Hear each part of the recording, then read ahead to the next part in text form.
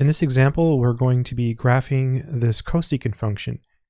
The steps outlined in this problem can be applied to graph any cosecant function, which makes this a really powerful technique. So, solution. The first thing you want to do is you want to graph the reciprocal of cosecant, which is sine. So first, we're going to graph, let's give it a name. Let's call it g of x equals 3/2 sine of x minus pi over 2. So first, we'll graph this one. Okay, so to graph sine, the first step is to take whatever is here and set it between 0 and 2 pi. So we have 0 less than or equal to x minus pi over 2 less than or equal to 2 pi. And then we'll solve this for x. So to solve this for x, we basically have to add pi over 2 to all three sides. So plus pi over 2, plus pi over 2, plus pi over 2. So 0 plus pi over 2 is pi over 2, less than or equal to, these cancel, so you just get x, less than or equal to. To add 2 pi and pi over 2, I think it's helpful to think of 2 pi as a number over 2. You can think of it as 4 pi over 2. So 4 pi over 2 plus pi over 2 is 5 pi over 2. Really nice. So again, first step in graphing cosecant is you graph the reciprocal function, in this case sine, and the first step in that process is to just set whatever is here between 0 and 2 pi and solve for x. Basically what we're going to do is we're going to subdivide our interval into 4 equal parts. So this is going to be the lower, and this is going to be the upper. And so now to do this subdivision, like to divide it into equal parts, we're going to compute something called delta x. And the formula for delta x is going to be upper minus lower divided by 4, right? Really powerful technique. So set it between 0 and 2 pi, solve for x, compute delta x. Delta x is equal to, so let's see, the upper is 5 pi over 2. 5 pi over 2 minus the lower is pi over 2. And all of this is being divided by 4. 5 pi over 2 minus pi over 2 is 4 pi over 2. And all of this is being divided by 4. So that's going to be 2 pi over 4, which is just pi over 2. So delta x in this particular problem is pi over 2. Okay, so now let's go ahead and show the points we're going to be using. So I'm going to switch colors here.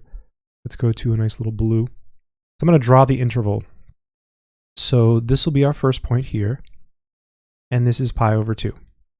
That's the lower. Then basically what you do is you just keep adding delta x over and over again until you get to the upper 5 pi over 2. So pi over 2 plus pi over 2 is pi, which is the same thing as 2 pi over 2. Add it again, you get 3 pi over 2. Okay, add it again, you get 4 pi over 2, which is 2 pi. So adding delta x over and over again. Add it again, you get 5 pi over 2.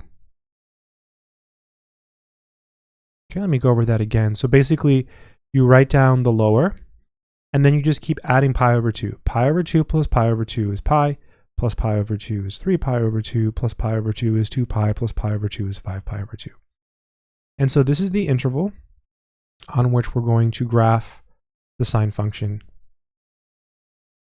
Okay, so let's go ahead and do that. I'm going to come down here, and I'm going to write down the function again, just so we have it visible on the screen. So g of x is equal to 3/2 sine of x minus pi over 2. Okay. So now all we're going to do is just plug in numbers. We're going to plug each of these numbers into g, and that's going to give us the y coordinate. So g of pi over 2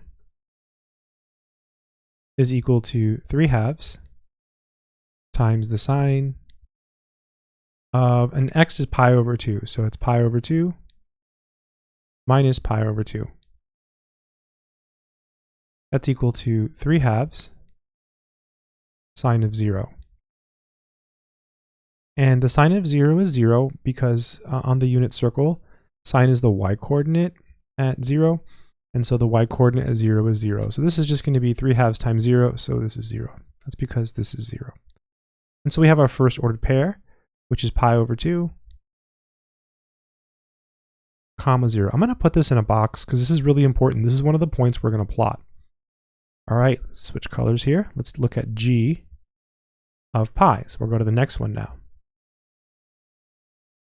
This is 3/2 sine, and it's going to be pi minus pi over 2. And this is a long way of doing it. There's shorter ways, but I like this way because you can just do it. Like you follow these steps and it always works. This is 3/2 sine. So it's pi minus pi over 2. So you can think of it, well, it's just pi over 2, right? Sine pi over 2, right? Because pi minus pi over 2 is pi over 2. Sine of pi over 2 is 1, right? On the unit circle, it's the y coordinate at pi over 2, which is 1. This is 3/2 times 1, which is 3/2. So the ordered pair this time is actually pi, comma 3/2. I'm going to go ahead and put that in a box and switch to maybe a more brighter color. Now we're going to do g of 3 pi over 2. A lot of computations. I'm going a little bit faster than I normally would because it's so many computations. 3/2 sine. And again, x is 3 pi over 2. We're just plugging it in here into our function.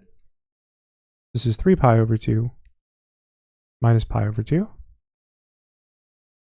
This is 3/2 sine. 3 pi over 2 minus pi over 2 is 2 pi over 2, which is pi. Sine of pi is 0, right? The y coordinate at pi is 0. Sine is the y coordinate on the unit circle. So this is 0. 3/2 times 0 is 0. So our next order pair is 3 pi over 2. That's the x coordinate. And the y coordinate is 0. All right, g of 2 pi. This is 3/2 sine of pi minus pi over 2. I'm going to go ahead and skip the step here. Pi minus pi over 2. Oh, I won't. I'll do it. I'll write it. Pi minus pi over 2. I've done so good so far. I haven't skipped any critical steps, I hope. And this is going to be sine of pi over 2. So sine of pi over 2 is 1. So this is also 3/2. Right, because this is 1. The ordered pair here is 2 pi, comma 3/2. And we have one more, right? We just have one more. We have the g of 5 pi over 2. So g of 5 pi over 2 is going to be 3/2 sine of 5 pi over 2 minus pi over 2. So this is 3/2 sine. So 5 pi over 2 minus pi over 2 is 4 pi over 2. That's the same thing as 2 pi. Okay, same thing as 2 pi. Oh, there's a mistake here. There's a mistake here. This is 2 pi minus pi over 2. This is 3 pi over 2. I made a little mistake here, right? Because I plugged in pi. This is a 2 pi here. So this is 3 pi over 2, which sine of 3 pi over 2 is -1. I'm sorry. So this is -3/2. A little correction there. I'm glad I caught it.